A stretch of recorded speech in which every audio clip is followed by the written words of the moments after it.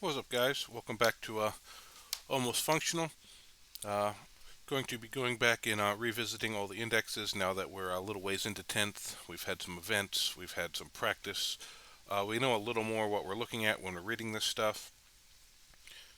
This is what won the poll I put up on the page for what you guys wanted me to do next. So we're going to start with the Marine Index just because that's the one most of my armies are based out of. So that's just where we'll start. At the moment, I'm sure you're all familiar with this, but it's just reroll all hits and all wounds on one unit. Uh, so that's really strong. Some people think it's a little too strong, but Marines are not winning a high amount of events right now, so I really think it is something that's needed to keep them have with some type of competition into like the Eldar and GSC and stuff like that. If they ever bring those down too far and Marines start getting a little hand, maybe they revisit this, but I think it's a really solid rule, and we got a codex coming up not too far away, so we'll see. Probably any tweaks to anything like this would wait till then, and we may get more detachments, so that'll also finally bring some flavor back to the list building. You can only have one faction or one chapter. So if you play Ultramarines, you can only take Ultramarines. That's nothing surprising. The doctrines are really, really good. I hope these stay the same in the index and they just give us some other detachments to choose from, but leave this basic. These are just super tactically flexible. I find in every game I need at least one of them in one turn. Alright, this is really key right now, but there are games where I don't necessarily use all of them. Where it's like, well, it's turn 5, let me throw this one out just because it's the only one I have left. I don't really even need it. But there are games where you do need all three. But just Devastator being able to advance and shoot, that's probably the strongest one, especially with Marines and the game being more shooty at this current time. We'll see if that evolves over the edition. Tactical Doctrine, be able to fall back, shoot, and declare a charge. That's really good. That's real helpful. Both of these are really helpful for secondaries as well, because you can fall back in Tactical or advance in Devastator and still be eligible to do things like deploy teleport homers, cleanse, stuff like that. Assault Doctrine just lets you advance and charge. A lot of people aren't running a lot of its assault units right now, but I normally try to include at least one decent assault unit. So sometimes this comes up. In my wolf list, I have Ragnar, who automatically gives his unit advance and charge. So it's not as important in that list, because the rest of it doesn't charge, but in some lists that could be really useful. And just if you need to charge a little one or two man squad left just to get your guys onto it, even if you might not necessarily kill them, just to steal it. It's just a really useful thing to have in the pocket. So Marine rules, really solid. I don't think over the top are broken. They're definitely a lot weak. They're super strong. So very solid core rules for the Marines. Then the strats. We have only in death does duty end, which is this is the one that lets you fight on death with your units. It's 2 CP. So if you have the I have used this probably in the 30 or so games, 40 or so games of 10th edition I've played. Probably about 4 times. Mostly into Custodes, just because they have the fight first on everything. So even if you charge them, you still have to use this. So that's like, so it's yeah, that's the main reason that number comes up. Armor Contempt. This is probably one of the most used Marine strats. Just neg 1 incoming AP to your unit just makes you a little more survivable, especially if you're in cover. Now you're basically taking neg 2 off of most shooting. Really strong strat. Onto the chapter. This was when you make a charge, you gain Lance ability, and if you're in Assault Doctrine, you get a +1 AP. So you can, if you're in Assault Doctrine and don't charge, you can still use it to get the +1 AP, but it's not nearly as impactful. This +1 to wound. I've used that on Ragnar and his Blade Guard to pick up big knights. It really ups the damage output of whatever unit you're throwing in. On a non-dedicated combat unit, it really doesn't help that much because they don't really have a lot of damage or attacks a lot of the times. But on a combat unit, something like Blade Guard that has a good amount of attacks, decent AP and damage, but not great strength, this just pops them into that next tier. We got Adaptive Strategy. This is just lets you put one of your units into a doctrine, uh, and they'll just be in whatever doctrine you pick instead of no doctrine, or if your army's in a different doctrine. So basically, you can just, you know, like Desolators, you can keep them in Dev doctrines. You can keep spamming Storm of Fire, which we'll get to in a minute, or you can keep your combat unit in Assault doctrines. So you can keep spamming Honor the Chapter. I'm sure there are other reasons to do stuff, but those are the ones that pop into my mind because that's what I use the most. We got Squad Tactics, which honestly, until about my last 5 games, I never used and forgot was a strat. But after day one of ATC, we were sitting in our Airbnb just looking over stuff, and I saw this and I was like, why did I not remember that this was a strat? And I've used this in almost every game since. This is an amazing strat. It's in your opponent's movement phase, just after in a normal move, advance, or fallback. One infantry or mounted unit from your army within 9 inches of that enemy that just moved. You can make a move of up to D6 or 6 inches if you're in tactical. You cannot use it on a unit that's within engagement range. This is huge. In my ATC game against the Tau, he jumped around the corner jumped up to get within range of my sniper scouts and touched the objective to steal it from them. And what they did was I had already lost the objective, so I just slid them behind a wall so that they couldn't be shot. And then I was able to kill it, and they just walked out and took the point back and did a secondary for me. I did this in the game against the Ultramarines. He brought Gilliman up to try to charge Ragnar in the Blade Guard, and I popped this, and I rolled a 5, and now all of a sudden his 9-inch charge became a 14-inch charge, which can't be declared. So this, you won't need it every turn, but if you remember it, there's probably at least once or twice every game where this can come up big. Then Storm of Fire, this goes great on like Desolation Marines, anything that has lots of shots. It just gives your unit the ability to ignore cover, and adds 1 to their AP if you're in Devastator Doctrine. So this is really strong. With Desolation Marines, it just turns them up to, well, they're already at like turned up to 11, but this turns them up to like 13. So strats, all of these strats are useful. There's no strat in here that's, oh, I would never use that. I've used every single one of these strats.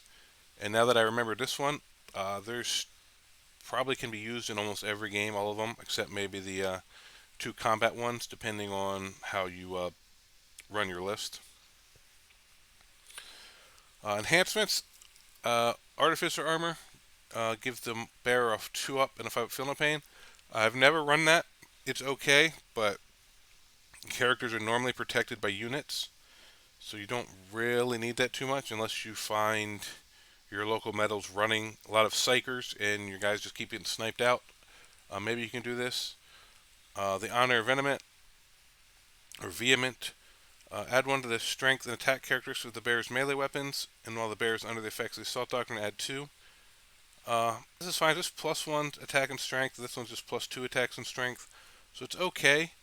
I'm not super big fan of it, but if you're running a really good combat character, like I run Ragnar, if he wasn't an epic hero, I would stick it on it, but I can't.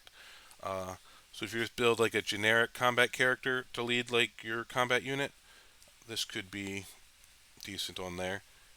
Add up to the Codex, Captain model only, snore to your command phase. If the bear's on the battlefield, instead of selecting a combat doctrine to be active for your army, you can select the tactical doctrine. If you do, until the start of your next command phase, that doctrine is active for the bear's unit only, even if you have already selected that doctrine to be active for your army's battle.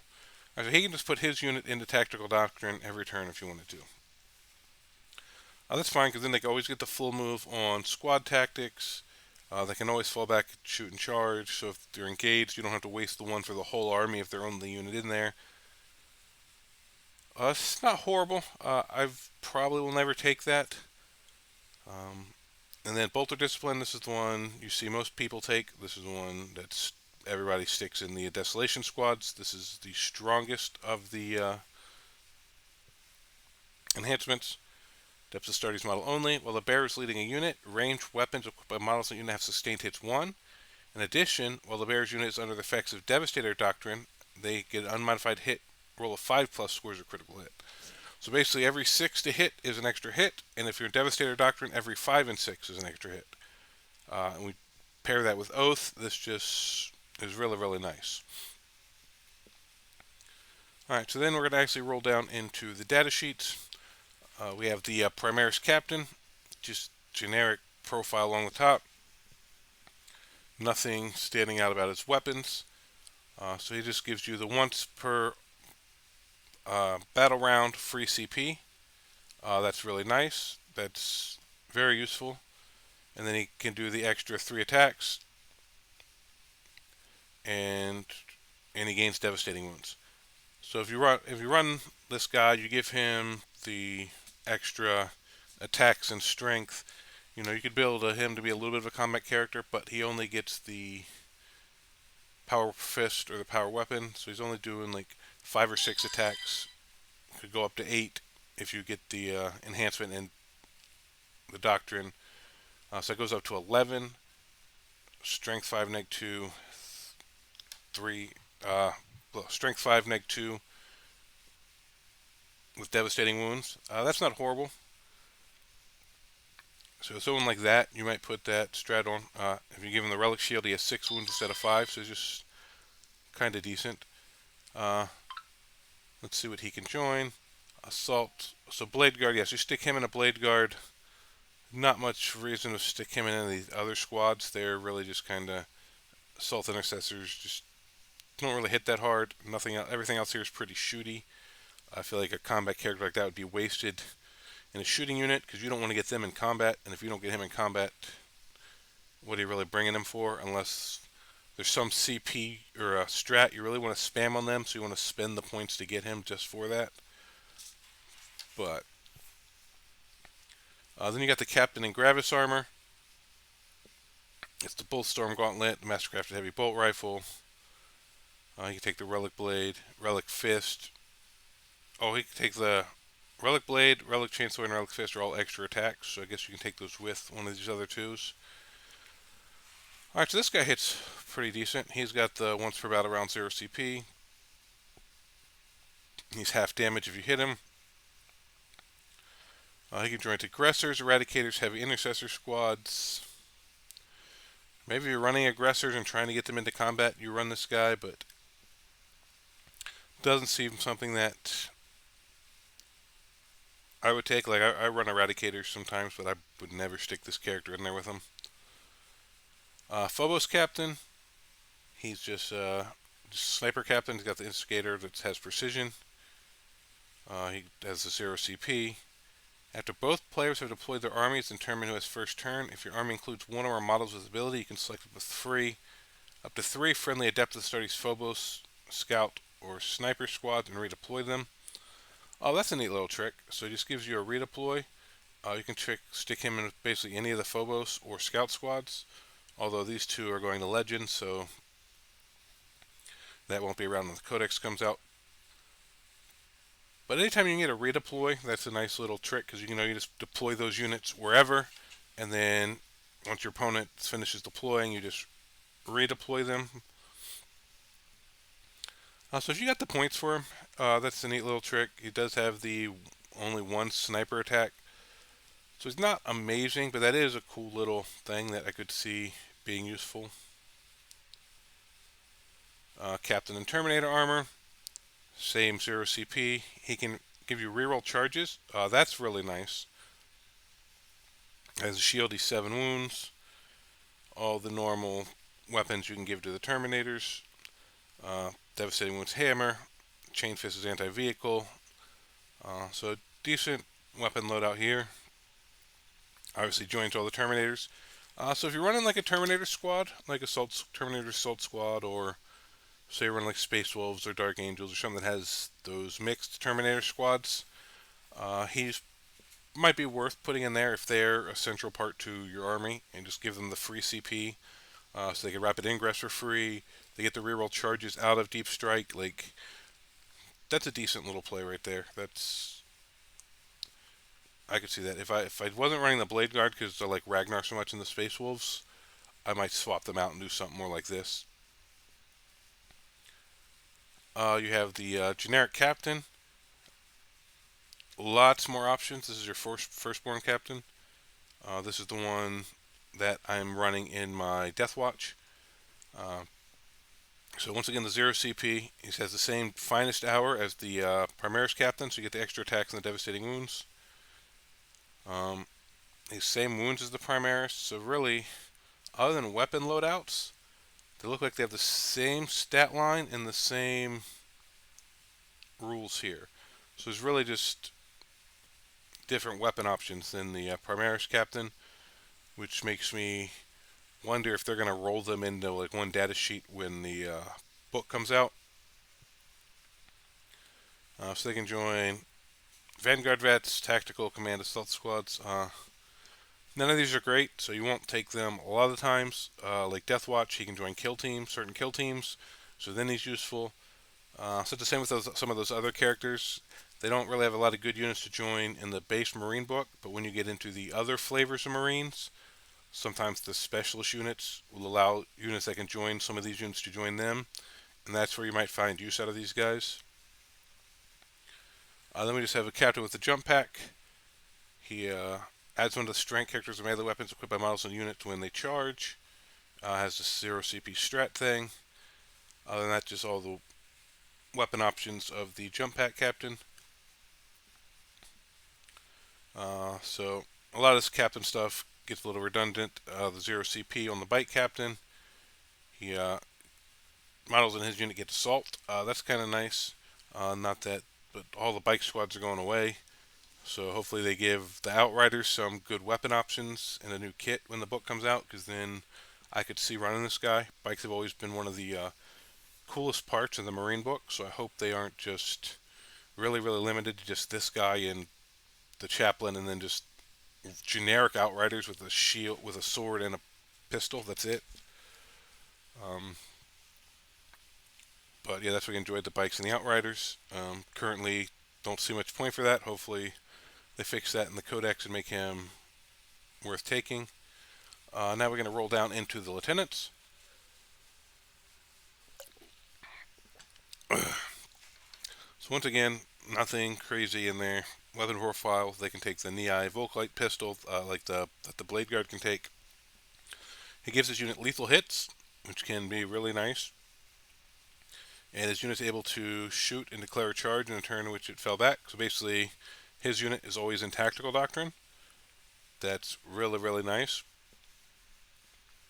So definitely see reason for taking this, and he can join a unit even if a captain or chapter master is already in it.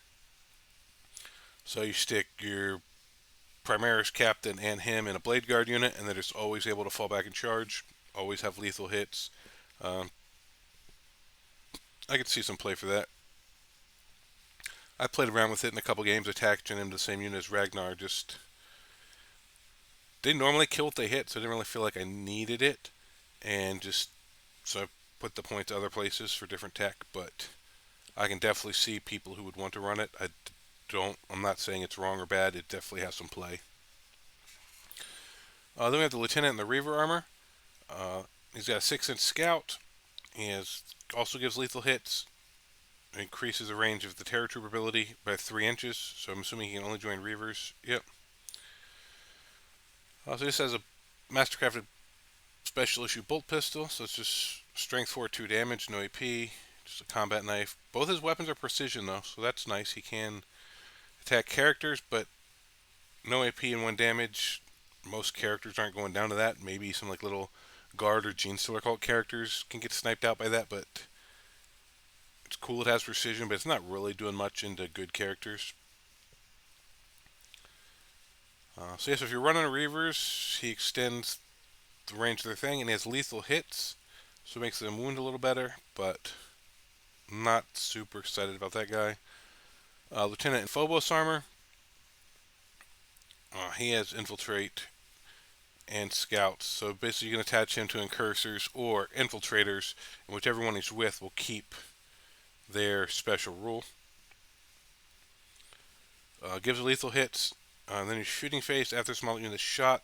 If it's not within engaging range, any models can move up to d6 inches. Oh, that's not bad. A little free move. The fact that you could roll a 1 on it makes it not super reliable. So it's not. This was just a flat 6 or even like a flat 4 or something like that, or just said normal move. This would actually be really, really nice, and I would advise trying to find a spot for him, because your incursors give you +1 to hit if you shoot something with them, but other than that, they don't do a lot of damage.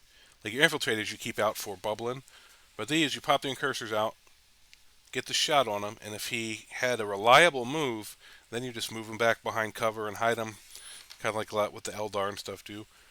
But since he doesn't, like, if you roll low enough, you might not even be able to get back in the build. Like, it's not reliable enough for me to put points into it, but it's almost right there. Yeah, and he can join Incursor, Infiltrator, and Reavers. So then we have this is the Firstborn Lieutenant. So once again, the Firstborn Lieutenant has the same thing as the Primaris Lieutenant, just like the Captain. So once again, we could see this rolled into one data sheet in the Marine book with just the different weapon options. So it lets you keep using the Firstborn Marines or use the Primaris with whatever loadout you want and not having to differentiate. Although in that case, they would have to. Well, they might keep them separate because they do add them to different squads. Although it may just be they don't want an Inferno pistol in the Blade Guard. Like, I don't really see why they would. The Primaris or this shouldn't be able to just join any of the squads. None of these squads are that great, or none of these weapon options are that great that it really changes or like makes one of those squads broken. I don't think. So we may see him do that, or they may not if they really, really want to not have a Firstborn Marine in a Tacticus Primaris squad but at this point, they're kind of trying to make them seem less like different things than just one thing. I could see them doing that, but I don't know that they will for sure. Primaris Librarian. This is now we're getting into the Psychers. Smite is solid attack. This is something most of the librarians, if not all of them, have. It's 24-inch range now, which is nice. If you pump it up, it does devastating wounds. It's only d6 shots, but it is -2 or -1 and d3 damage. The unit he's leading is a 4 field of hand against psychic attacks. Real nice. I was running a Phobos one, but in an infiltrator squad, they got charged by a squad of Grey Knight Terminators and just lived because of that field no pain. And then the squad on top of that gets a 4-up invul. So I really like him. I run one in my wolf list with my Desolators, and I give him the Bolter Discipline enhancement, and it's just really nice. Yep, and here's the squads he can join. So you got the Desolation's the best option. Maybe a Stern Guard unit. If you're not running Desolation, you run a big Stern Guard. Put him in there for the Bolter Discipline. Furnace Squad's auto hit, so Bolter Discipline would seem like a waste there. I don't think they really need him. Intercessors, you're normally hiding back to do sticky objectives. So really Desolation, Stern Guard, or if you're running a big Hellblaster Squad, any of the 3 shooting units, you give him Bolter Discipline, stick him in there. Then the Phobos Librarian, so you still get Smite, you get the 4 field depending on Psychic, but he gives your unit Shrouding instead of the Invul. So basically they get Stealth and they're untargetable outside of 12. This is really nice to infiltrate with infiltrators, because nobody can deep strike within 12 of them. So if somebody deep strikes in near them, they technically can't shoot the unit because they're outside of 12.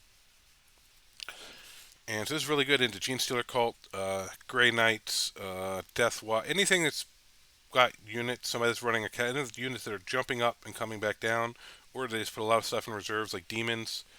Uh, that's a really cool little combo. I'm running that in the Death Watch list. Uh, and we've been playing around with it on the channel, and I think I dropped it in the latest version, but I was liking it in the first two versions, but just for some points I dropped it, and I can't remember off the top of my head what I took for it, but 75 points. But it's a really cool combo I really like. Then you got the Librarian and Terminator armor. Same for field on him against Psychic. It gives the unit sustained hits 1. And then he also just has Smite. So sustained hits 1 on a Terminator unit is really, really nice. Especially if you give them lots of, so they have like assault cannons or just all their, because not just ranged. Yeah, so even in combat, your Thunder Hammers, your Lightning Claws, whatever, all are sustained hits 1.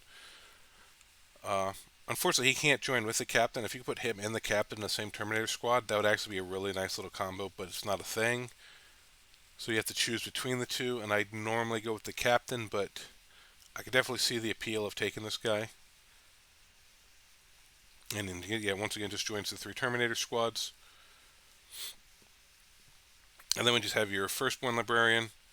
He's got, once again, the same stuff as the Primaris. Just has some more weapon options. He can join all the generic units. Primaris Chaplain. Crozius Absolver. While his leading unit, each time on that unit makes a melee attack, add 1 to the wound roll. Alright, so +1 to wound in combat. That's not horrible. And with the start of your phase, you can select 1 friendly Adeptus Astartes unit that's battle shocked and make them not battle shocked. This is nice. Unfortunately, I went over this last time. It's at the start of any phase. So you battle shock at the end. You battle shock in the command phase, not the start of it, and then you score at the end. So if you battle shock in your command phase, you can't turn it off till your movement phase.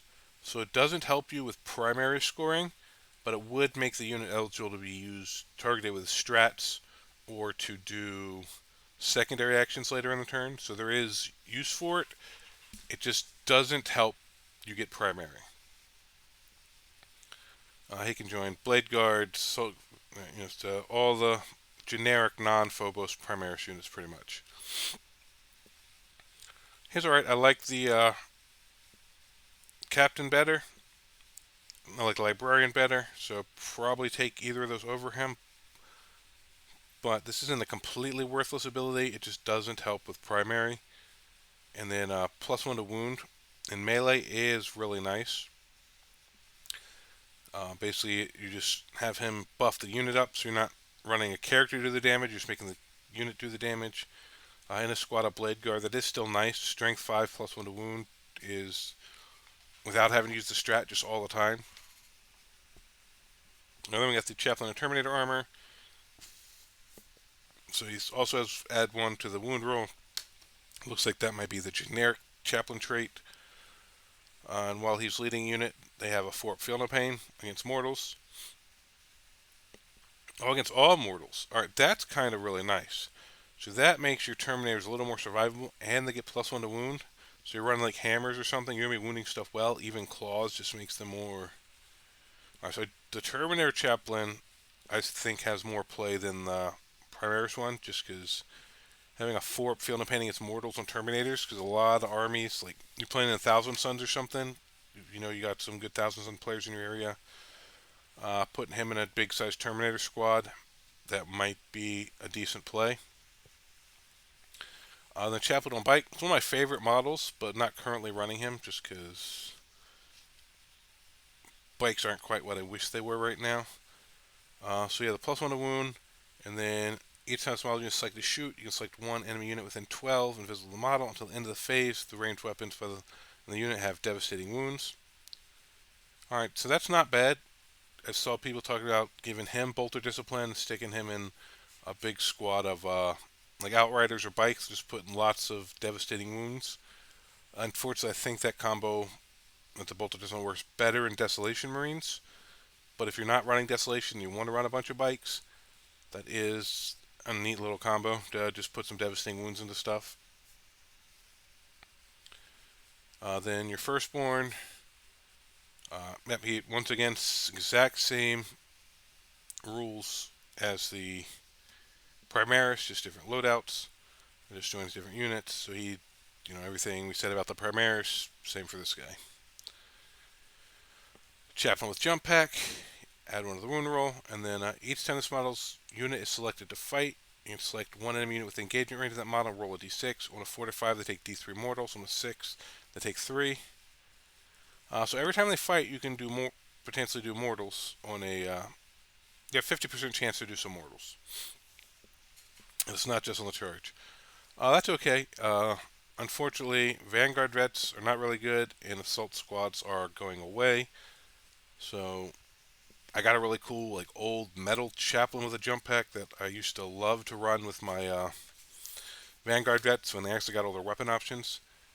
But that is a nice little rule. Just the units he's works with really aren't worth bringing right now. Unless you're running Blood Angels, their assault squads are pretty decent. So that might be something but they get the Sanguinary Priest and stuff, so I don't know if they can even take chaplains. I'll look at that when I do the Blood Angel review. Then we're getting into the Tech Marines. Gets lone operative near vehicles. He can give +1 to hit to a vehicle and heal D3 lost wounds. And if a vehicle's killed near him, his attacks go up. It's okay if you're running a vehicle heavy army, being able to heal them. That's nice. Other than that, and giving them +1 to hit. It's decent. It's okay. It's not game changing or game breaking or must take, but it does just add that little extra survivability sometimes to your vehicle and +1 to hit. If you have like a repulsor, executioner, something that's putting out a lot of shots, +1 to hit is really, really nice. Because you're normally oathed, so if you have just a couple shots, +1 to hit isn't as good. But when you have lots of shots, that +1 does really come in. He can join these units. I don't see you normally joining him to units. Probably just standing alone in between the vehicles normally, but that is an option. Then the regular Tech Marine, once again, looks like exact same rules as the Primaris, just some different loadout options. Yeah, and you probably don't attach him to units. So, servitors, OC0, like anything OC0 just really turns me off. But they have some decent weapon options, but they don't hit very well. They get +1 ballistic skill and weapon skill if their unit's led by a Tech Marine. So I guess if you did want to add some bodyguards to the Tech Marine, you put some heavy weapons in there. Now they're hitting on 3s. You do Oath because they are Adeptus Astartes, so they will get Oath bonuses. Alright, so I could see maybe doing this if you are going like Tech Marine vehicle,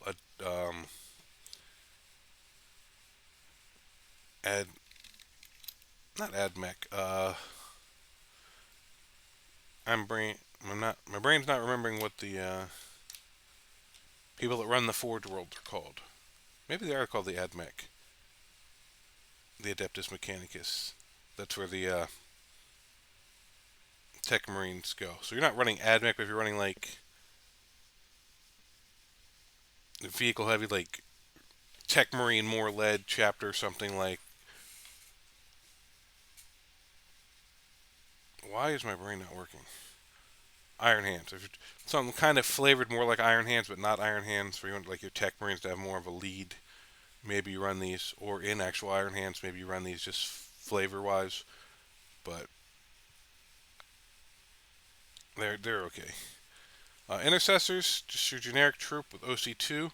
They give you sticky objectives, which is really nice. I keep thinking about taking them, but I always end up taking other stuff that can like deep strike or redeploy or infiltrate, just other things that just seems to take precedence to that over me because I normally have like Desolation Marines or something like that sitting in the backfield holding that objective anyway.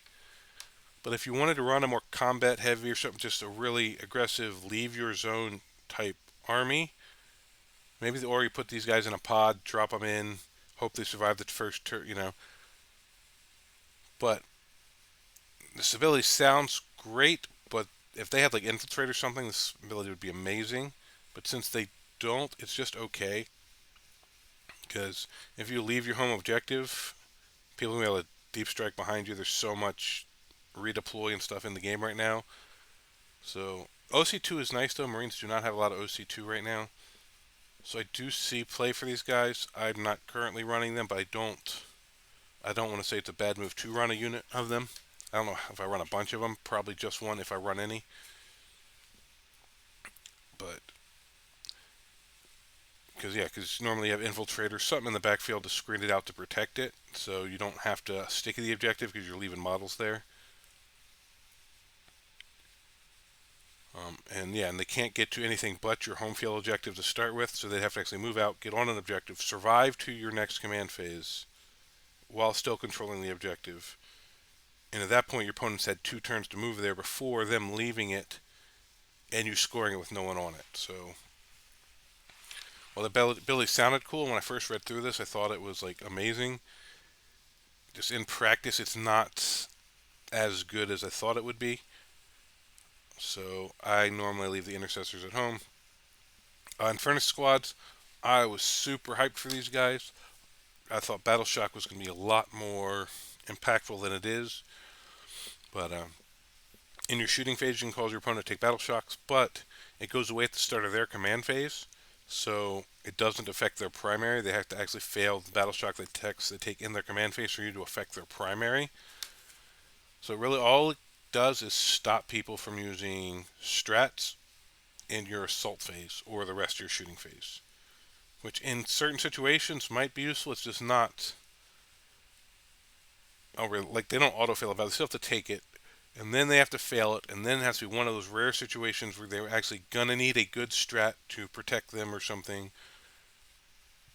So just with the short range, you really have to dedicate a vehicle to them too, a transport, and to that point you're really pumping up the cost of the unit. So I was really excited for these guys when I read it, saw them in the new book, like the really cool looking models, but just found myself leaving them at home. They just don't quite do what I thought they were going to do before we started playing in 10th edition, when I thought Battle Shock was going to be this amazing rule that just was coming up all the time in every game to skew the score. It does not. Alright, and then we got the Assault Intercessors. I love these guys in my Space Wolves before. Right now I don't run them. They do get the reroll 1s and reroll all wounds on with enemy units within range of an objective marker, but there's so much better options in them right now for the same point cost. You can take infiltrators, you can take incursors, and I prefer those 2 units over this because they actually give the deny deep strike and the +1 hit to the rest of your army. These guys just buffed themselves, and their combat isn't that great, so not super sold on Assault Intercessors right now. Now we got a Librarian with a jump pack. I forgot some of these were mixed up like that. So once again, you get the 4 field and get Psychic. Improve the AP of melee weapons by 1. That's not horrible, but once again, neither of these units are worth taking, so not much point there. This is the new Lieutenant in the box. This is the lone operative one. At the start of your first battle round, if your army contains one or more models of ability, you can select one objective marker on the battlefield to be a priority objective. Excuse me. In the battle, will a friendly Adeptus Astartes units within 6. They can reroll wound rolls of 1. Once per turn, when an enemy unit into normal advance or fallback move within 9, he can move. Alright, so I mean, he's got 5 at Feel No Pain. He infiltrates, he's got lone operative and stealth. You can drop in, like, the priority objective thing isn't that great, just rerolling 1s if your unit's within 6 of that one objective. You could pop it on like your home field objective and leave like your Desolators and stuff there, but you're normally shooting those good shooting units at your Oath target anyway, so you have full rerolls. The Evade and Survive is nice, so you could take him and just have him be like a little secondary monkey, infiltrate up, do like secondary actions and stuff. That's not a horrible thing. I'm doing that with like the Calidus and stuff, but she gets to redeploy. You do that with infiltrators, but that's no horror. I could see taking him for this reason. And he's good in the NIDs. He has devastating wounds on his combi weapon. Uh, yeah, nothing amazing over here. This doesn't really. He's got a lot of cool rules, and this is nice. So I could see running him just to bubble out some deep strikes and do some secondary actions and stuff. Heavy intercessors, uh, T6, 3 wounds. That's nice. Just a really survivable troop unit that has OC2. They have decent range on their shooting. They actually have some AP on their shooting. I do like these guys. Well, this unit is within range of objective marker. Each time attack with a damage character 1 is allocated to the model. Add 1 to any RV saving throw made by that against that attack. Oh, so that's nice. So somebody throws a bunch of 1 damage stuff into you, they basically go to a 2-up save, and then can still get cover and armor contempt. So anything 1 damage, you could basically turn AP3 into nothing. And if they shoot you with anything AP1 or AP0, or even AP2, if you're in cover, you could use armor contempt and really get down to a 2-up save, because you have a 3-up save. So you use armor contempt and neg 1 AP to get down to a 3-up, and then you add 1 to the throw. So you don't actually have a 3-up save, so you still do get cover against it technically, because you get to a 2-up a different way.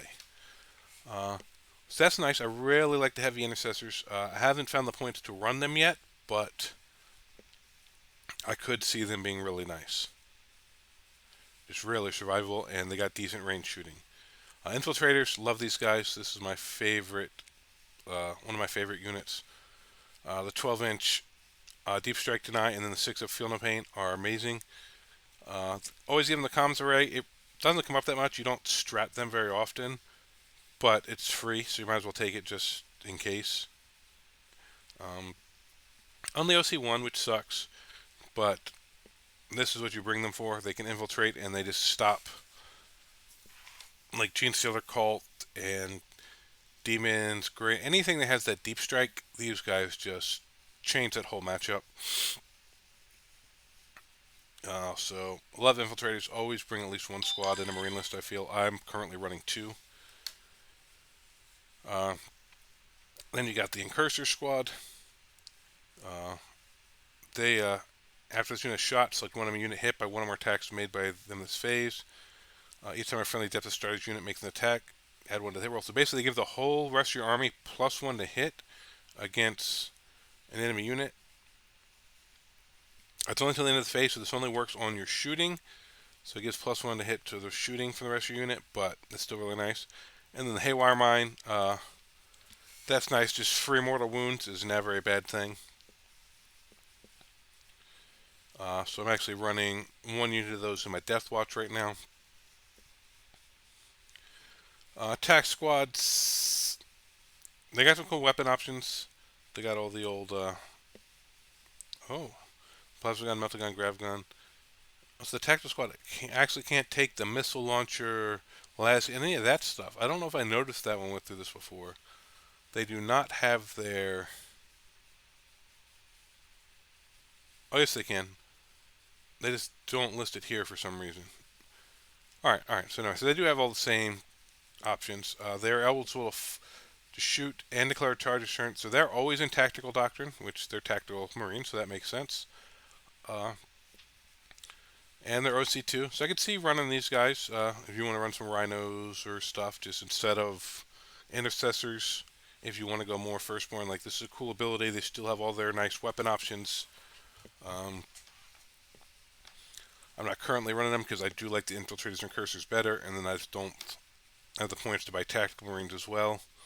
But if you did want to only run 1 squad of infiltrators or something and take these instead, just to have more weapon options, I'm not going to front of that. The only downside is they have to be 10-mans, so that really just pumps their point cost up. If you could take them as 5s, like you used to be able to, and put 1 heavy weapon in the squad, I think they would have a lot more play.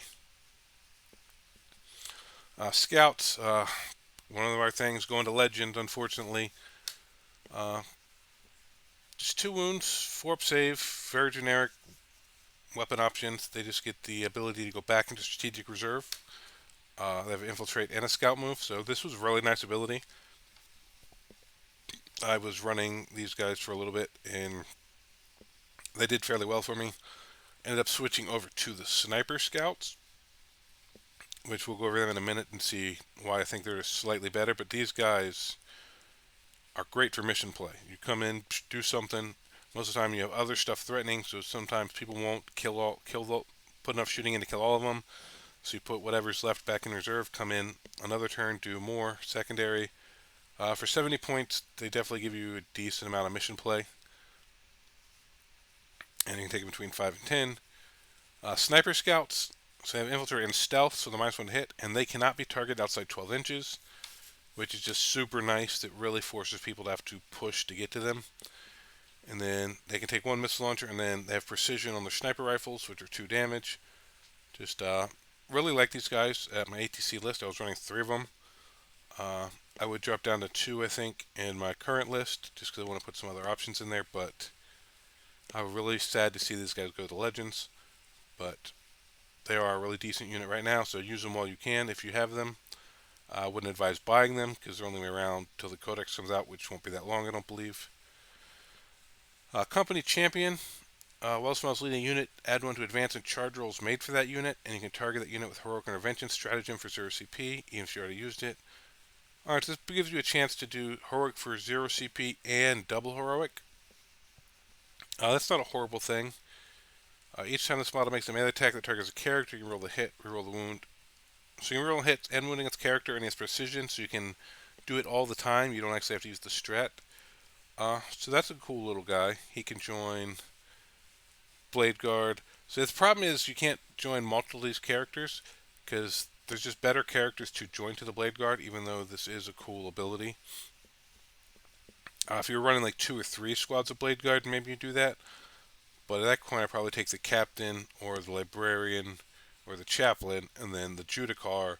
And so he really kind of gets left out. The Primaris Apothecary can bring back a destroyed model. That's always nice. And then if his unit is destroyed, you can on a 2-up gain a CP. So he's nice. Just helps you keep guys alive in units, bringing them back. He can join Salt Intercessor, Desolation, Hellblaster, Infernus, Intercessor, Sternguard. So in Hellblasters, that's nice because they can kill themselves. You bring them back. Desolation are really a big target for the enemy. So anytime you can bring guys back to that squad if they hurt it, you can give him the Bolter Discipline. So basically, you can run him instead of the Primaris Librarian if you choose to go that route. But definitely not a horrible option there. I've seen some good lists running him. Apothecary Biologus. He gives lethal hits to his unit, and if his unit destroys an enemy unit as a result of a melee attack, he gets OC9. That's nice, but his units aren't really, other than the aggressors, they hit okay in combat, but his units really aren't big combat units. And he can be attached even with a Captain or Chapter Master has been attached. So can the Primaris. But unfortunately, he can't be attached with the Librarian, so you can't put them both in the Desolation Squad. Then you get the Ancient. Add 1 to the OC of the unit if he's with them. While in range of objective marker or within 6 of the center of the battlefield, he has a 4 Feel No Pain. So it doesn't go to his unit, it's just for him. But so the +1 OC is nice. So he can join all of these units. And even if a Captain, Chapter Master, or Lieutenant model has already been attached to it. So you can't do a Captain, a Lieutenant, and him, but if any of these 3 have joined, he can join to be the second character.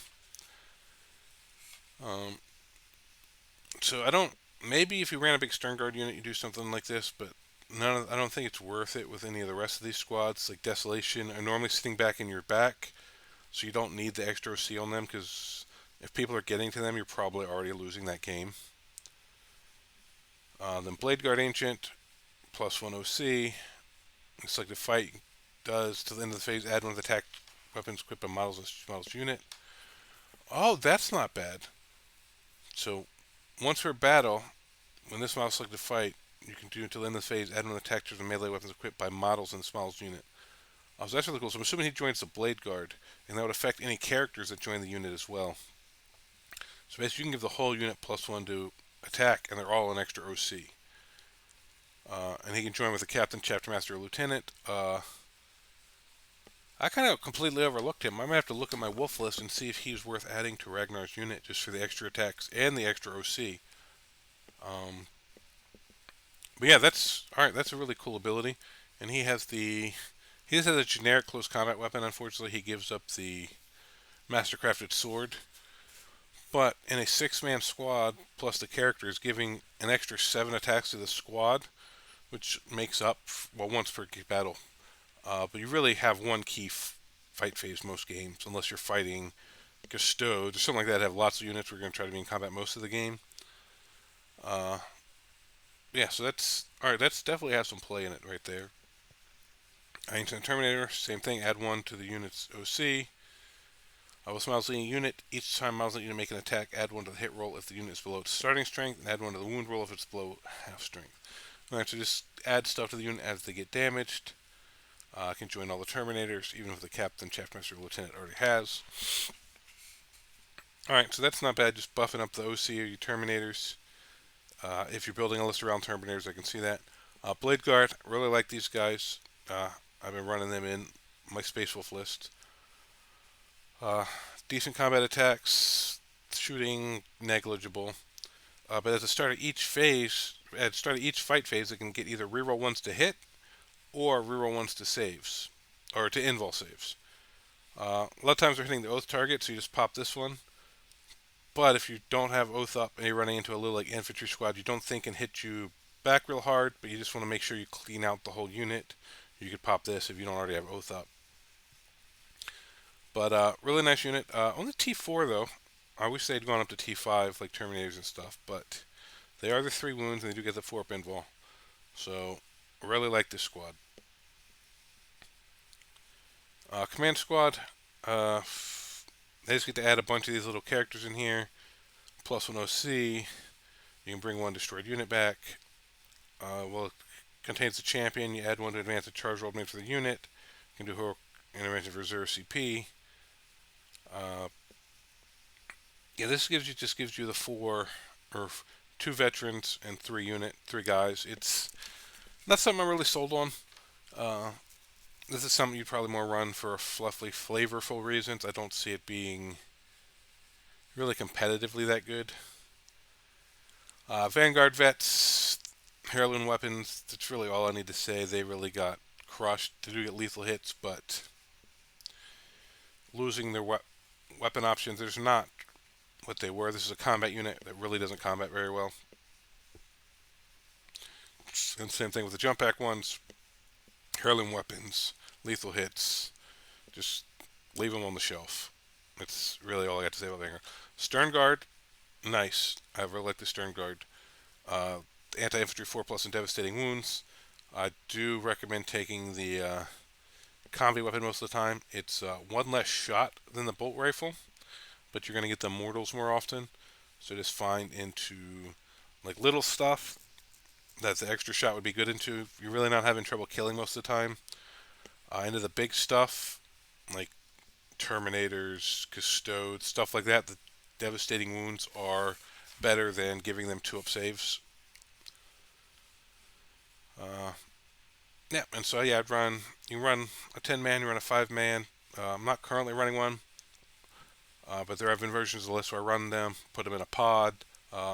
They can be very, very useful. Like I said, if you're not running Desolation Marines, although if you're not, why not? You could stick the Bolter Discipline in with them, just turn their shots up. Definitely a unit that has some play. Judicar, decent combat. He has precision and devastating wounds. Strength 7, extra 2 damage. He will do some damage to some characters. Gives your unit fight first, so very good for defensive, guarding your line, forcing people to charge you, and then you get to swing before them. And if he destroys an enemy model until the end of battle, add 1 to the attack of its blade. So if you do get a character kill, it just keeps bumping up his attacks. because it doesn't say once per battle or anything. So I'm assuming if you kill 2 or 3 characters, this keeps stacking.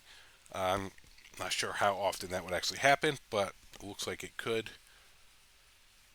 Um, so he could join the Blade Guard. That's probably the unit you attach him to. Um,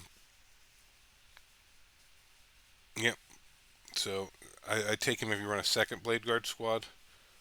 Uh, well, just because I run Ragnar in my first Blade Guard squad, but I could see maybe running him with the one Blade Guard squad and not taking like the captain or stuff, just so you sit back with that. What's it called? The fight first. Just use them more defensively than offensively.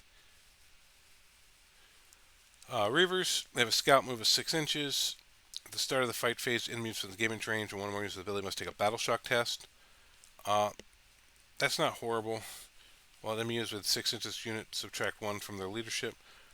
So this could do some combos, like say they had something that had lots of OC on the objective. You charge it with these guys. You toe touch it with another unit that's trying to cleanse. And then if they fail the battle shock, you get the cleanse off without actually having to clear the objective. Uh, but that's this really situational. It's not. I probably don't take these guys. This battle shocks is not as strong as we thought it was going to be. So the niche situations where this come up isn't going to be worth just having these guys all the time. I don't think they don't do enough attacks or enough damage. They have like no AP on their weapons. So they're really cool looking units, but I wouldn't. I don't see them being worth taking right now. Aggressors. So each time this unit makes a ranged attack that targets a close to eligible target, improve the AP by 1. Alright, so that's not bad, getting extra AP. You take the Flamestorm Gauntlets or the Auto Bolt Storm Gauntlets. They're both AP 0, so this would take you to AP 1. It's okay. They're all the weapons are only damage 1, 3 shots, D6 plus 1. Like a lot of stuff, they lost shots and gained twin linked. So just not what it was. Just not super great. They do have the Power Fist though, which is 3 attacks each, strength 8, negative 2 damage. So they're an okay shooting. They're actually decent in melee, although it does hit on 4s. But you get them the oath target, you can kind of cancel that out. They're okay. I'm not personally going to run them, but if you wanted to, I wouldn't completely shut you down on that. Um, but yeah, so yeah, aggressors are okay. Terminator Assault Squad, Teleport Homer. So you can rapid ingress for 0 CP. You can set up with 3 inches of the token and not within 9 of the enemy. It's basically just lets you rapid ingress for free as long as you come in near the Teleport Homer. At that point, I'd rather just stick the captain in there and use the 0 CP and just deep strike wherever you want, but it's alright.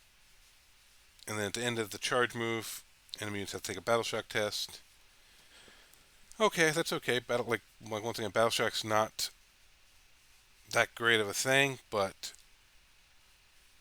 I guess it will go off even if they charge you,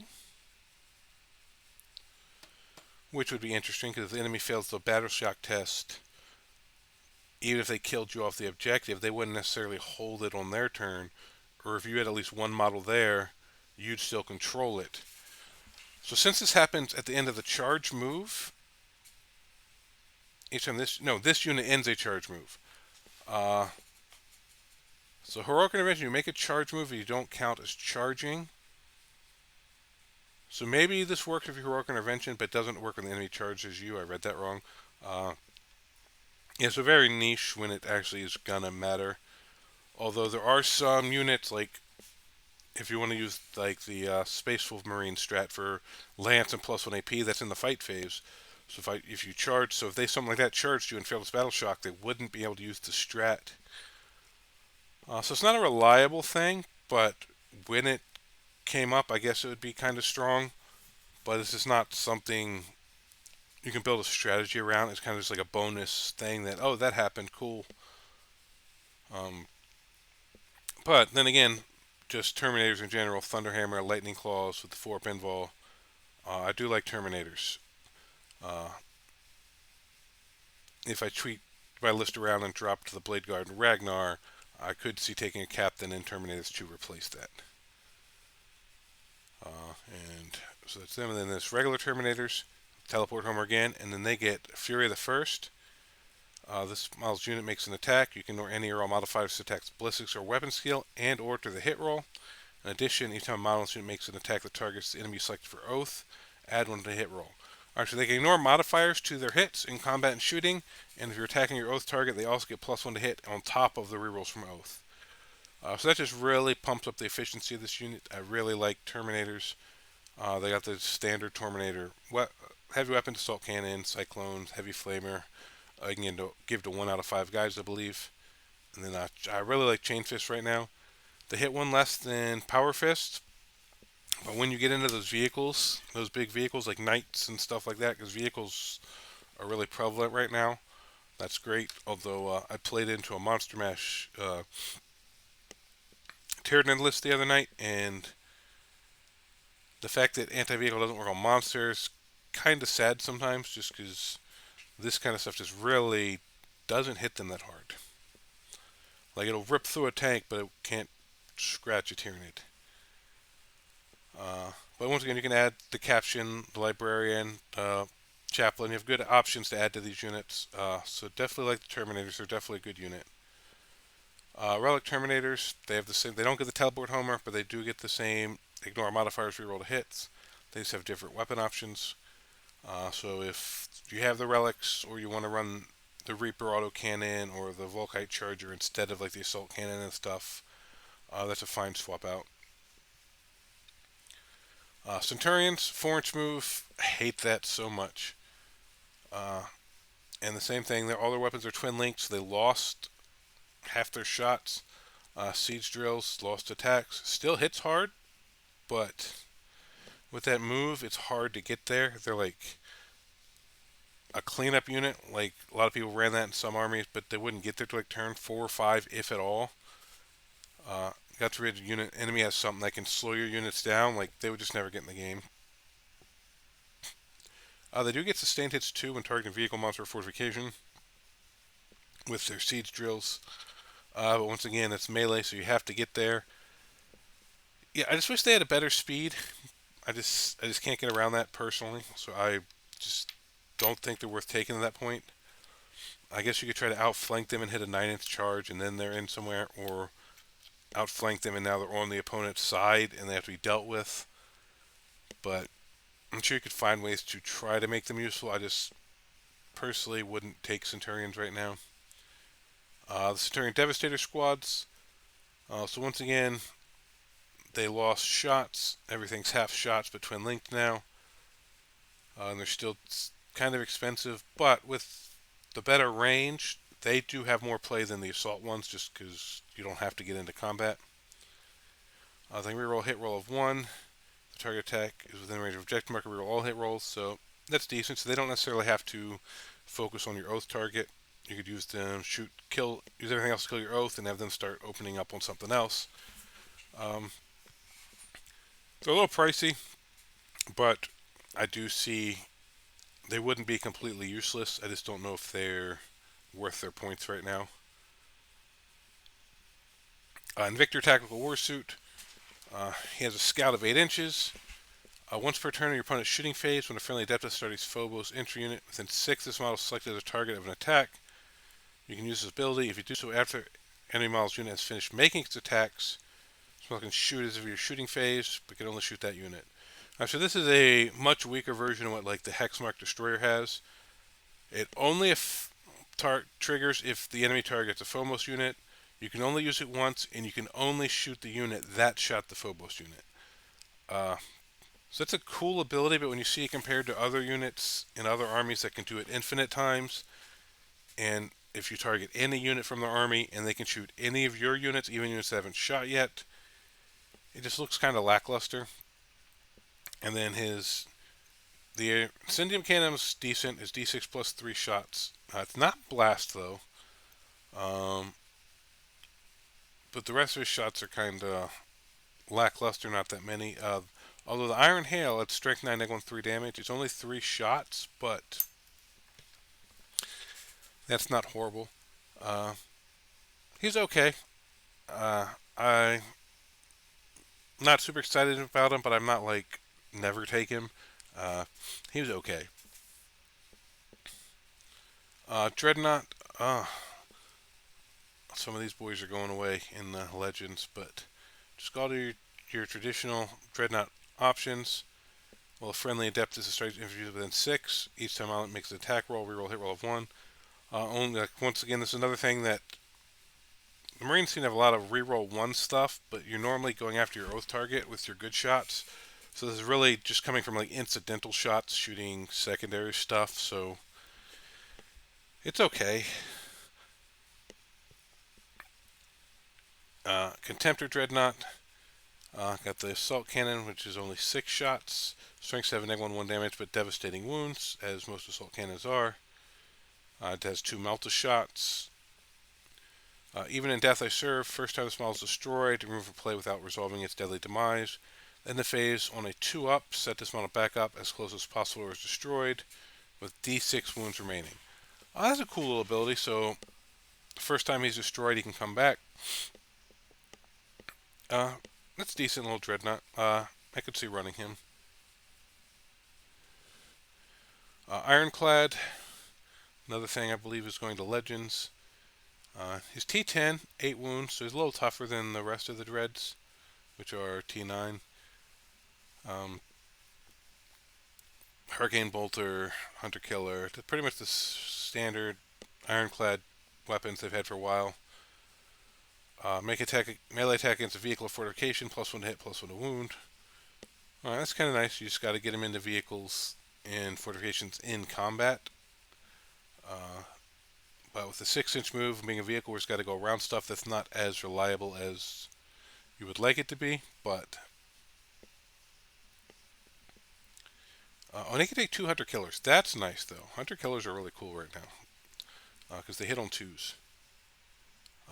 So I can definitely see running an Ironclad, especially if you have them. Run them before they go to Legends. Get your last use out of them. Redemptor. Played around with some lists. Redemptor heavy list. The neg 1 wound is... The neg 1 damage is really nice. They still put out decent shots. They're still decent in combat. Redemptors definitely have some play. They're not in my current list, but I had a list where I was running 3 Redemptors, and it actually did fairly well. It just didn't...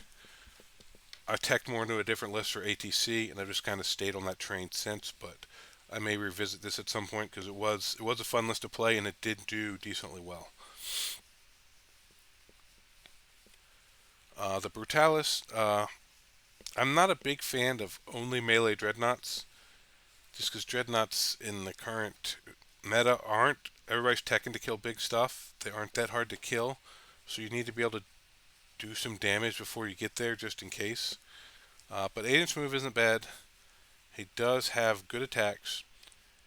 Each time this model ends a charge move, select one enemy with engagement range. On a 2 to 3, they suffer D3 mortals. On a 4 to 5, they suffer 3. And on a 6, they suffer D3 plus 3.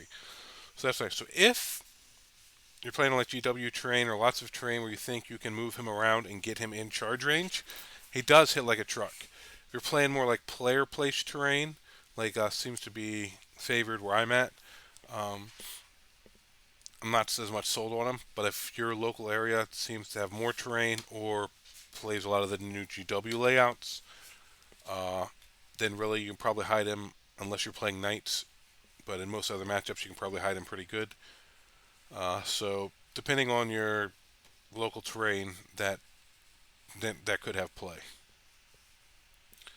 We got the Ballistus. This is the one out of the new kit, out of the Leviathan box. I really liked him. I ran him in a lot of lists. I did just drop him in my last list. I had to choose between him and the Vindicator, and when we get down to that later, I'll just explain why I like the Vindicator so much. But he's really strong. He did a lot of work for me. I just have so much killing with the Desolation stuff in my list already that he got left out for some tech pieces, just some better scoring and stuff. But if you don't have a Vindicator or stuff like that, you like just feel like you're missing a little anti-tank or anti-big stuff. This guy for 170 points is well worth it. And even if you don't shoot your oath target, if you're shooting something that's not below half strength, you get to reroll to hit. So you basically have a half oath against stuff that's not almost dead already. So that's really, really nice. But yeah, I really like the ballistas. Assault squads, they're okay. If you're running Blood Angels, they're really good because you get all the buffs in there. Played against a Blood Angel listed ATC and was really impressed with the assault squads in there. Uh, but not the foot ones. They do get to choose their Chainsword Doctrine, so you can choose one of these, which are nice. But the foot ones, they're just hard to get there, and they're just regular Marine bodies. They just die a little too easy. The ones with jump packs, because you get the deep strike, you get the 12-inch move. These have some play, especially in Blood Angels, but I could see finding a role for them just even as a cheap little deep strike score objective unit. And then if you get lucky and hit the charge, cool. But they're okay. Not if I saw them in a list, I wouldn't be well. That's dumb, but I wouldn't like. They wouldn't be the first thing I recommend for somebody to add to a list. But they do have some play. Outriders, T5, 4 wounds. You can put the Invader in there. Decent speed. Not a lot of damage. You can put the Melto on the ATV, although I'd rather run the ATV as a separate thing and then the Outriders as their own thing, so you have two units to do separate things. Outriders, you can advance them out, get the points, do secondaries and stuff. This with their speed, especially if you go Devastator, you can go 18 inches and do a teleport homer, do a cleanse, something like that. So they definitely have mission play. They're not the most damage heavy unit, but they definitely can be useful in mission play. Then once again, the ATV, T5 8 wounds, so they're decently chunky, easy, not that easy to kill. You can give them the Gatling Cannon or the Multi-Melta. I personally prefer the Multi-Melta because I got a lot of stuff in my list that's good at killing little stuff, so just that little extra oomph into big stuff, but they're also really good a mission play unit because you can push them out, and at T5 8 wounds does take a little bit of killing, especially if you tow them into cover where the enemy can't see the whole model, so you gain cover because you're partially obscured. Uh, it just takes a little more shooting than most people want to put into an 80-point unit, but they definitely are a useful unit. They're not like amazing. They're not gonna win you or lose you the game, but they can score you some secondary points, get a couple melta shots on something, but they will normally go away. But they normally take a little more shooting than your opponent would want to. Bikes, turning the same thing as the Outriders.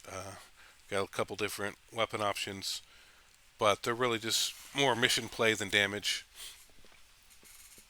But you just run a little 3-man for 80 points. Turbo boost out, move block. They're just a tactical unit. All three of those bike units are tactical units at this point. Same with the scout bikes. They can outflank, and they can come in from strategic areas in your opponent's deployment zone.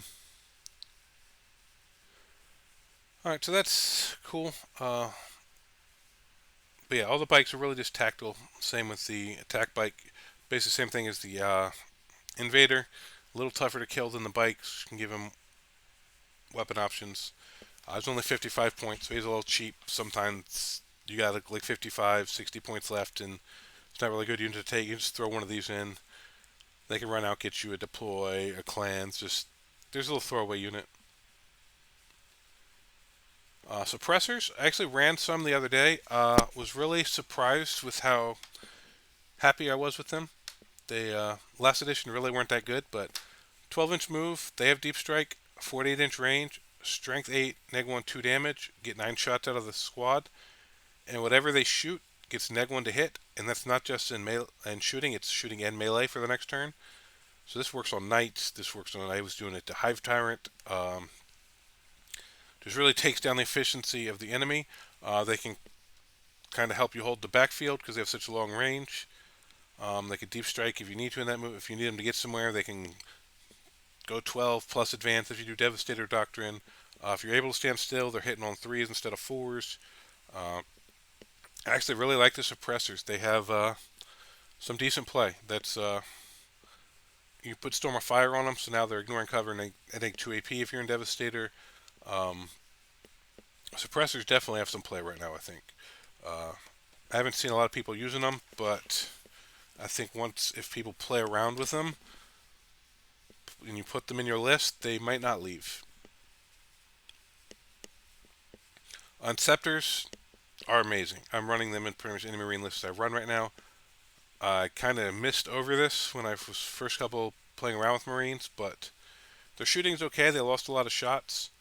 It's okay shooting, but the Meridian Orc Descent, they can deep strike within 3 inches from the enemy instead of 9. This is amazing. This, for 115 points, this is one of the best mission play units in the Marine book.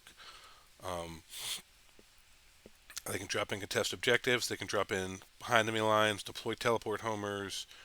Yeah, basically anytime after turn 2, if you, or basically anywhere on turn 2 or 3, if you have these guys in reserve and you draw secondary, you can probably score it. And then their shooting, if you do get something where they don't have to give up their shooting to do the secondary, uh, they're good at picking up little backfield stuff like biovores and stuff. They do a decent job if you overcharge their plasmas, or if you get the sustained hits on the bolters. They definitely one of the best mission play options in the book right now. If you're running Marines, I would suggest. Wow, why can't I talk today? I would suggest taking at least one of these units. Storm Speed or Hail Strike. Okay shooting. But all these Storm Speeders, their shooting is fine. It's the bonus abilities that will determine whether or not you want to take them based on what your list is trying to do. Each time a shot, select one enemy unit that's hit by one or more attacks. Till the end of the phase, each friendly Adeptus Astartes unit that makes it gets +1 AP. So basically, you can give +1 AP to your whole army against something. If that feel like your army's missed a little AP, that's you take this thing, and they're not that hard to kill at T911 wounds, but they'll hopefully give you 1 or 2 turns of extra AP to start willing down the opponent. The Thunder Strike gives you same thing against a monster or vehicle. It gives you +1 to wound. So if you feel like you got good AP, but your strength isn't high enough, like Meltas or something, just aren't wounding vehicles, you can take this. It helps you pump that up, and he's got okay amount of shots. They're all big shots, so he's really teched into killing big stuff and helping you kill big stuff. And then the last one is the Hammer Strike. Basically, he turns off cover for an enemy unit. Now that's okay. It's not. I think the other two are definitely better, but this one's okay. The Land Speeders, same thing. You don't really take them for their guns. You take them for their bonus abilities. So this one gives +1 to hit to blast weapons and ignore cover. So this only affects blast weapons, so it's really niche. But if you're running Desolations and stuff like that, it's a nice little unit. Land Speeder Tornado. Each time this is normal, you select one enemy monster or vehicle unit that it moved over. On a 4+, roll 66. So you're averaging 3 mortal wounds to a monster or vehicle you fly over. That's okay. He's just too easy to kill for just that, I think. But then you get the Typhoon. Fire and redeploy in a shooting phase. Each time the small shot, not with engagement range, it can move up to D6 inches. And they can't charge. Once again, if this was 6 inches or normal move or something like that, or even D3+3, but just that's a flat D6, not really sold on that ability. Hell Blasters, you get the Incinerators. Strength 7, -2/1 damage, Strength 8, -3/2 damage. They're hazardous. They have the thing where if they die on a 3-up, they can shoot before they're removed, and this is triggered even if they die to their own hazardous test. So there's some weird little tricks you can do with this, like saw a game where 2 Hell Blaster units were shooting each other and it just kept triggering back and forth. It was kind of funny. Only 24-inch range, but they're an okay unit. I don't personally love them, not personally running them, but they are something that can shoot fairly hard. Um, if you have them, there definitely is play. Um, you can put the bolter discipline in there. If you're not running desolation, or if you think the desolation do enough on their own, you want to buff this unit. Just get them the extra sustained hits, stuff like that. So there definitely is some play with Hellblasters. Eliminators, 3 damage on their weapon, which is nice. So they're decent snipers. You can give them the last shield if you want, if you just feel you need a little more big stuff killing. Although strength 9, they're still wounding most big stuff on 5, so it's not as reliable as it was last edition when they were wounding most big stuff on 4s and 3s. If you take the carbine on the sergeant, he can they can move after he shoots, so that's decent. And they get to do a normal move, which is the full 6-inch. So I definitely like that. That's good. So you lose the strength and 12 inches of range, but he is still -2/3 damage. So definitely not a horrible thing. If you're taking the unit, I do like the sniper and rifle and the carbine combo, so you can get the extra move out of the unit. And then if they remain stationary, they can do devastating wounds. So if you're in range, you can do this, remain stationary, shoot, do your devastating wounds, and then use your ability to move. So you'll still get 6 inches move out of the unit, which is nice.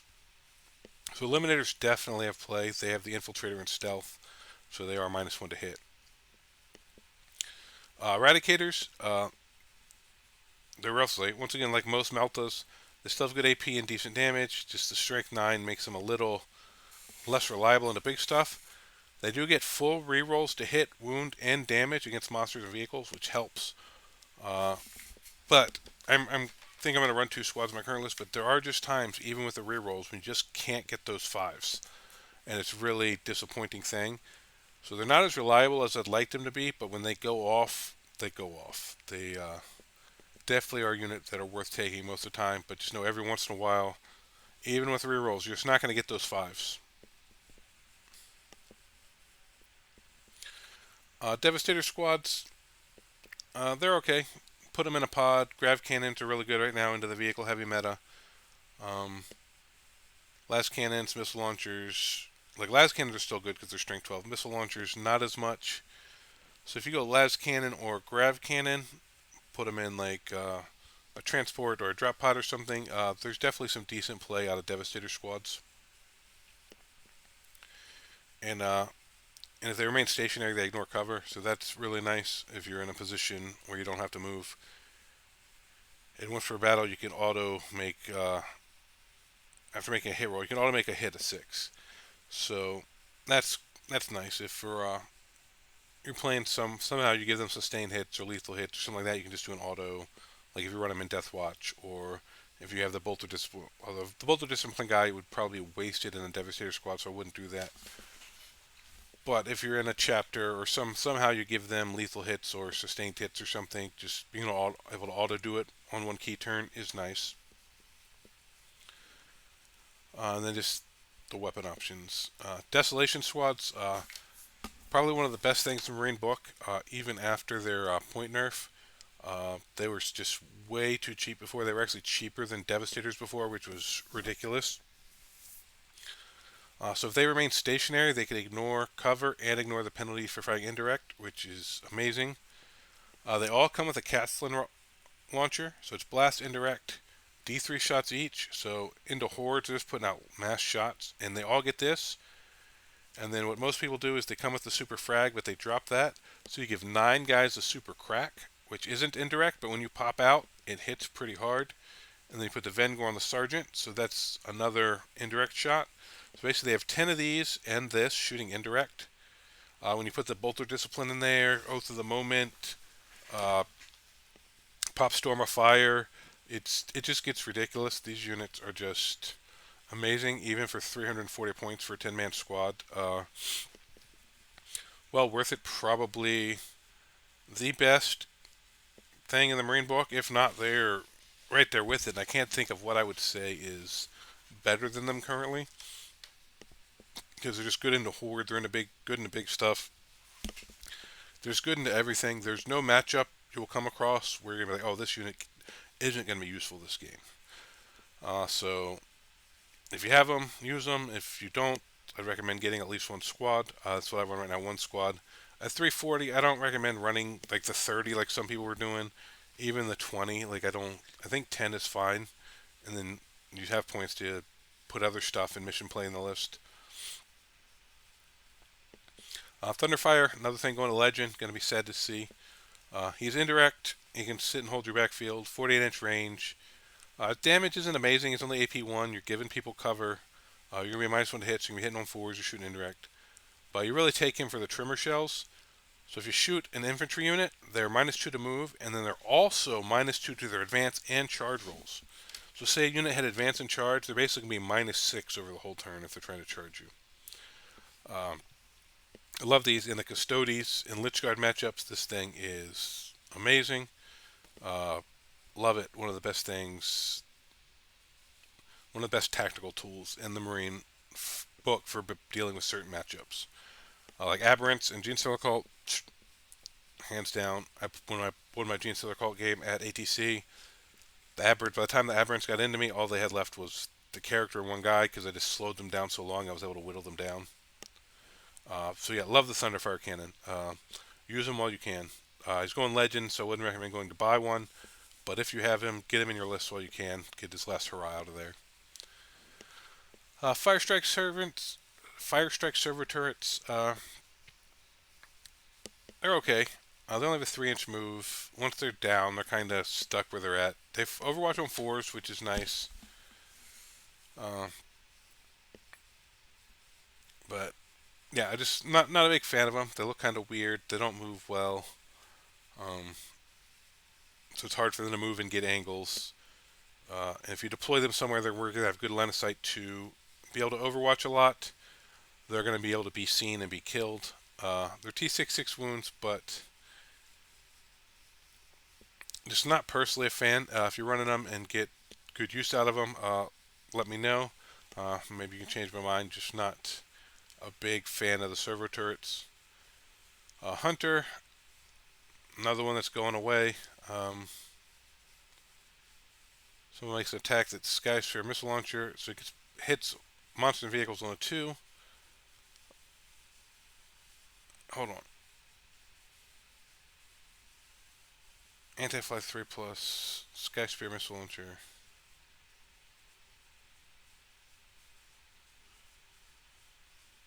Alright, so I guess you can't modify that. It always hits on 2 up, but against monster vehicles you can't get a neck 1 to hit, I guess.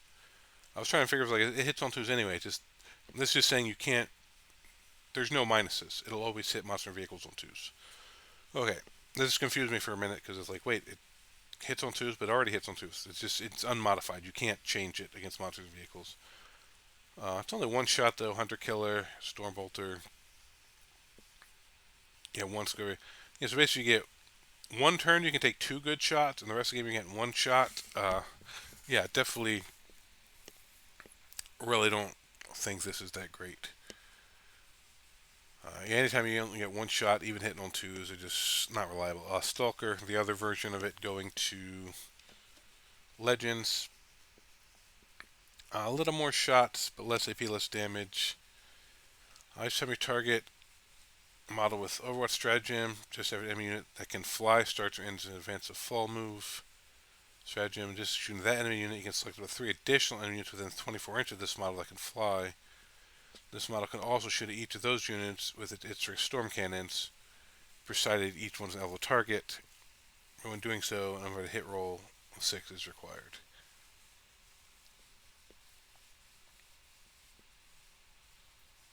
Alright, so basically, if an enemy with fly moves near them, they can overwatch it and 3 other units will fly with their storm cannon.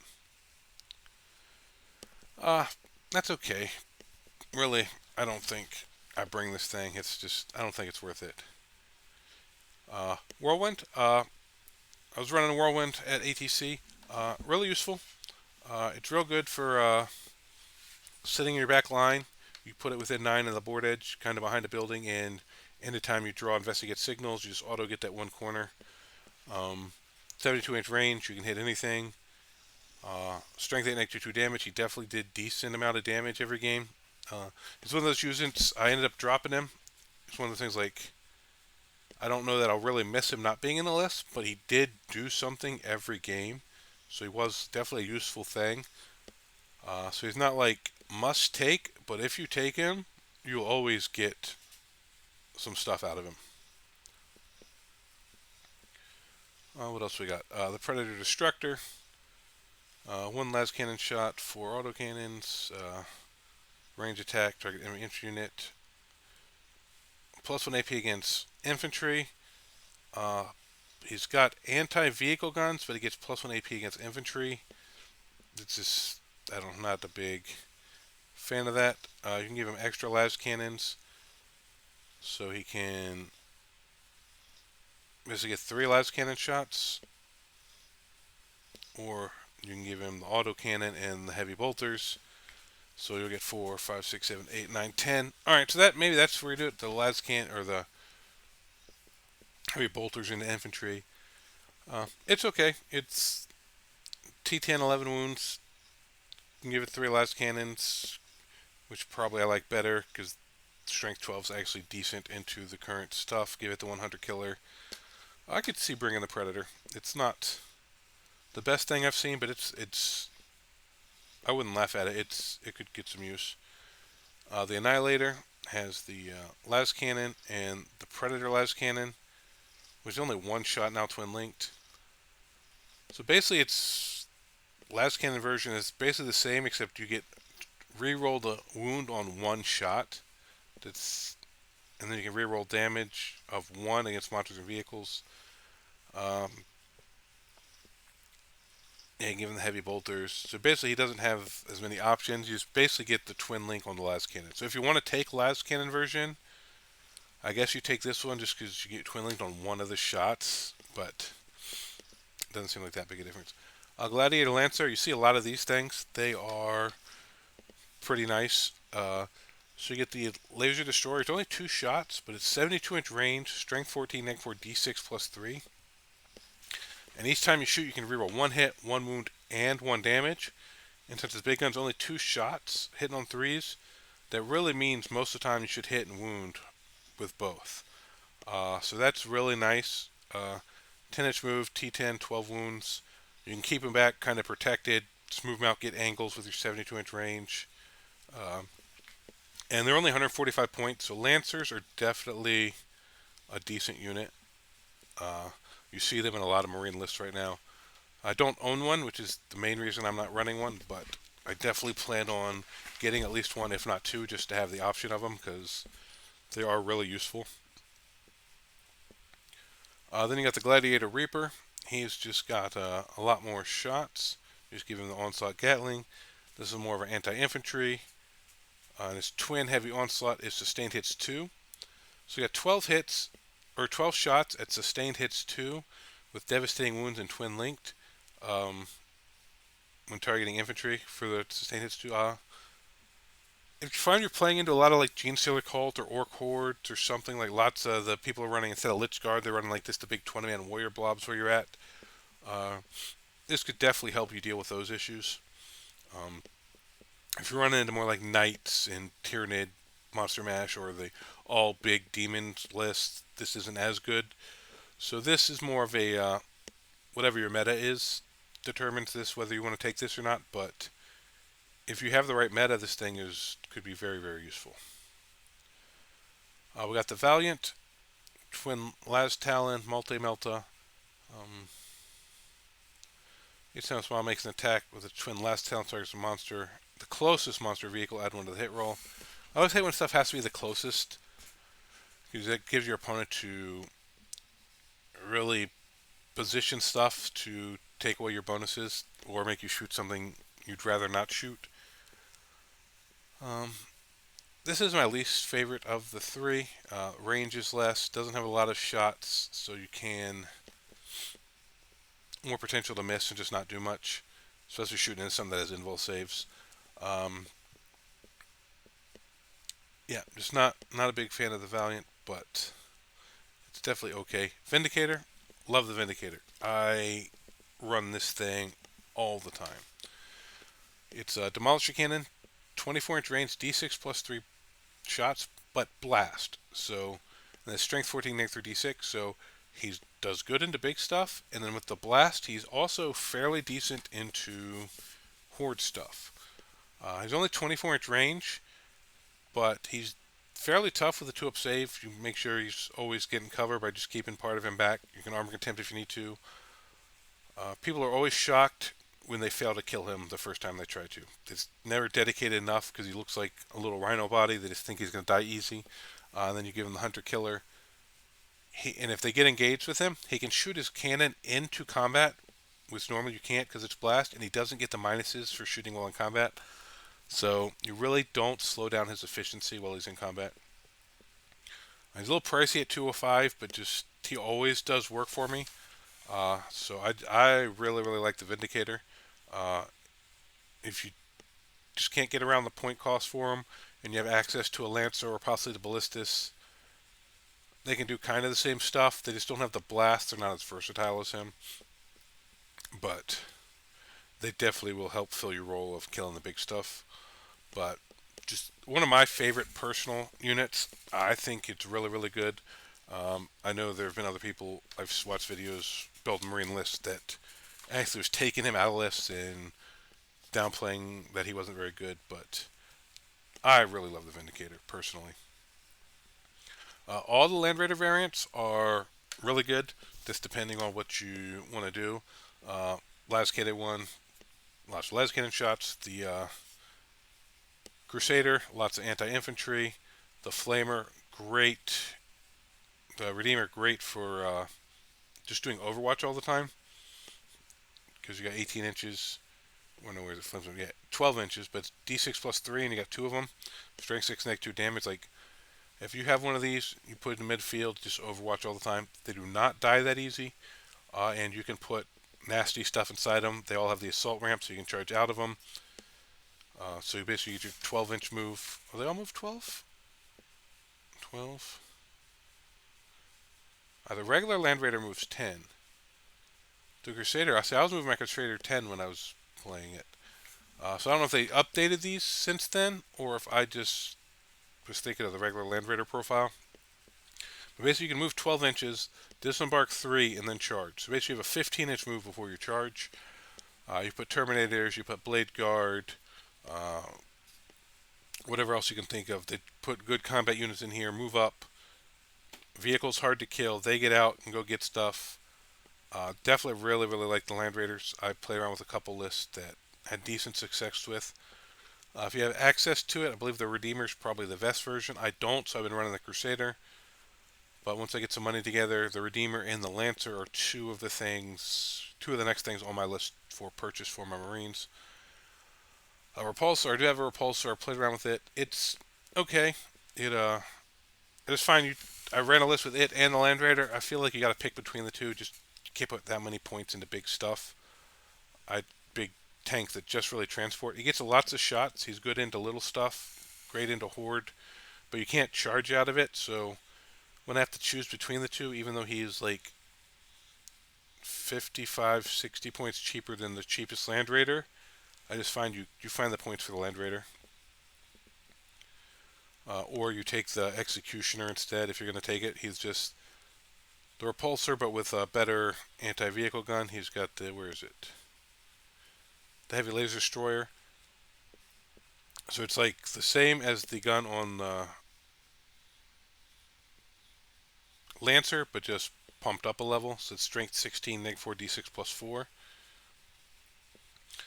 Gets plus 1 to hit against a unit that is below half strength, so he's good at finishing stuff off. So I really want to take the regular Repulsor as much. I take the Land Raider, or if you want a Repulsor, just bump up to this one. Unless you really don't have the points for a Land Raider and need that extra transport capacity.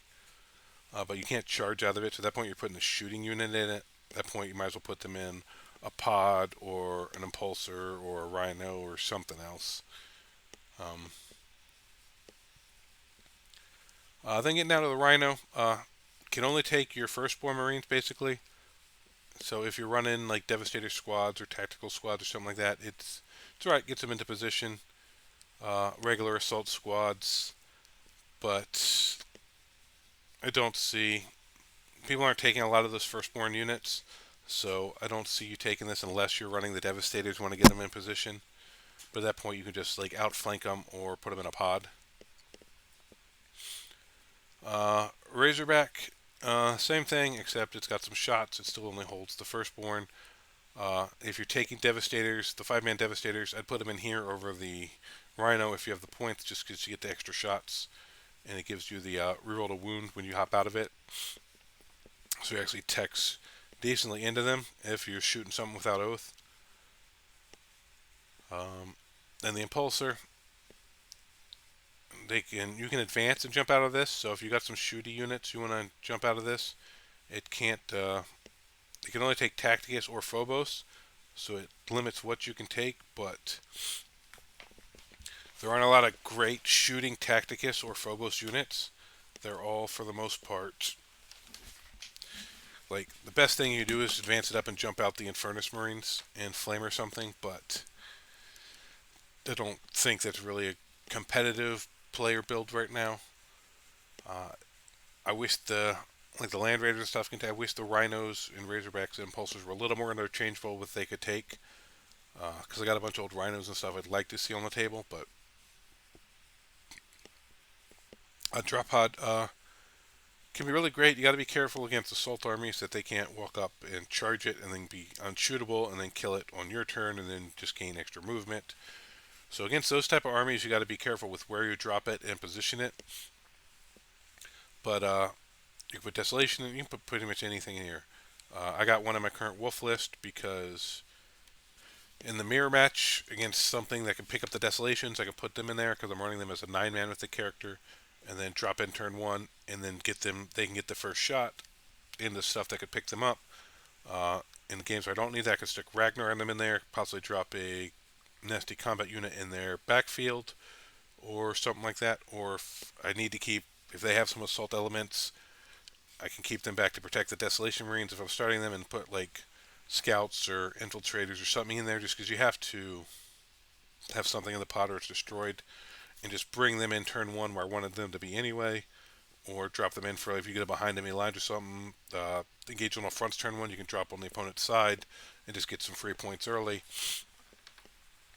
So it has some plays. It does have the major downside of being able to be tagged, so you just have to plan around that and be cautious of that. Have that in your thought pattern when you're bringing it in, again, about what you're playing against.